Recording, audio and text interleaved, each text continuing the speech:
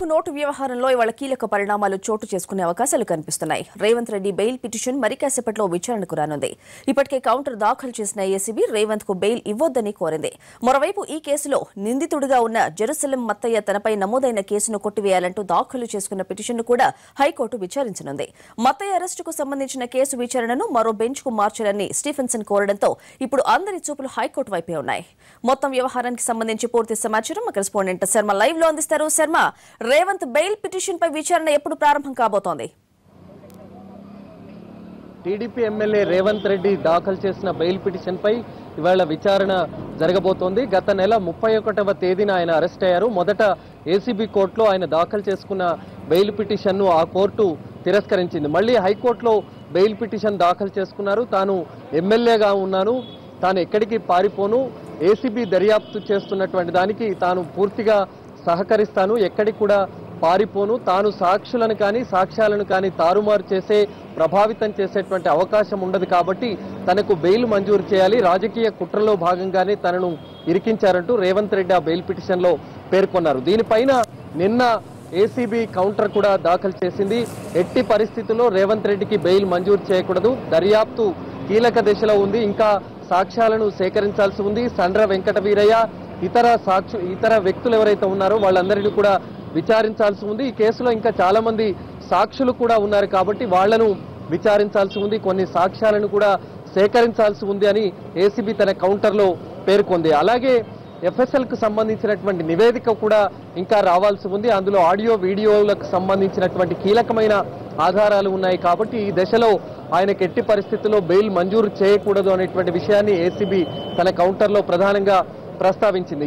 దీనిపైన ఏసీబీ తరపున Telangana advocate general Ramakrishna Reddy వాదనలు వినిపించబోతున్నారు. ప్రత్యేకంగా రేవంత్ రెడ్డికి సంబంధించి కూడా ప్రత్యేక లాయర్ వాదనలు వినిపించబోతున్నారు. 10:30 తర్వాత ఈ వాదనలు ప్రారంభమవుతాయి. మరి దీని తర్వాత కోర్టు నిర్ణయం ఏ విధంగా ఉంటుందనేటువంటిది చూడాలి. ఇవాళ్లే దీనికి సంబంధించినటువంటి నిర్ణయం వెల్లడిస్తుందా లేదంటే తదుపరి వాయిదా వేస్తుందా అనేటువంటిది చూడాల్సి ఉంది. మరోవైపు మత్తయ్య జెరూసలేం, ఈ కేసులో నిందితుడిగా ఉన్న మత్తయ్య జెరూసలేం కూడా స్క్వాష్ పిటిషన్ దాఖలు చేసుకున్నారు. ఈ రోజు వరకు ఆయన పై విధించినటువంటి అరెస్ట్ స్టే గడువు ఇవాళతో ముగియనుంది కాబట్టి ఇవాళ జరగబోయేటువంటి విచారణలో కోర్టు ఏం చెప్తుందనేటువంటిది ఒకటి చూడాల్సి ఉంది. మరోవైపు ఈ కేసులో ఫిర్యాదుదారుగా ఉన్న స్టీఫెన్సన్ కూడా ఒక పిటిషన్ను దాఖలు చేశారు, కౌంటర్ కూడా దాఖలు చేశారు.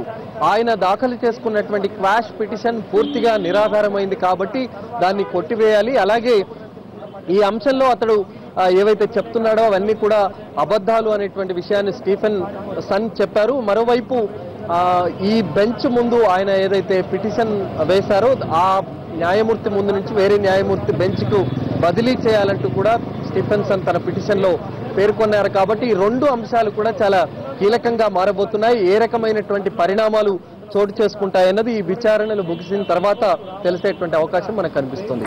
శర్మ, మత్తయ్య కేసు విచారణను వేరే బెంచ్ కి బదిలీ చేయమని స్టీఫెన్ కోరినట్టు తెలుస్తోంది. అసలు దీనికి కారణం ఏంటి? అంటే ఈ నెల 18న క్వాష్ పిటిషన్ కి సంబంధించి హైకోర్టులో విచారణ జరిగింది. ఆ రోజు ఆయనకు ఈ రోజు వరకు అంటే ఈ 24వ తేదీ వరకు ఆయన్ను ఏసీబీ అరెస్ట్ చేయకుండా స్టే విధించింది. అంటే అరెస్ట్ ఆఫ్ స్టే విధించడం వల్ల అనేకమైనటువంటి అనుమానాలకు దారితీస్తోంది. ఇందులో ఆంధ్రప్రదేశ్ పబ్లిక్ ప్రాసిక్యూటర్ కూడా నిందితునికి అనుకూలంగా వ్యవహరించడం పట్ల కూడా అనేకమైనటువంటి అనుమానాలు కలుగుతున్నాయి.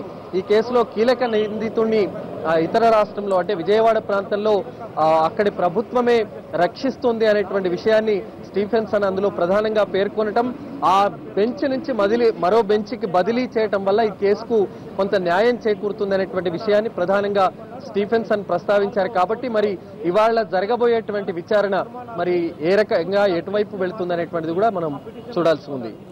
థాంక్యూ శర్మ.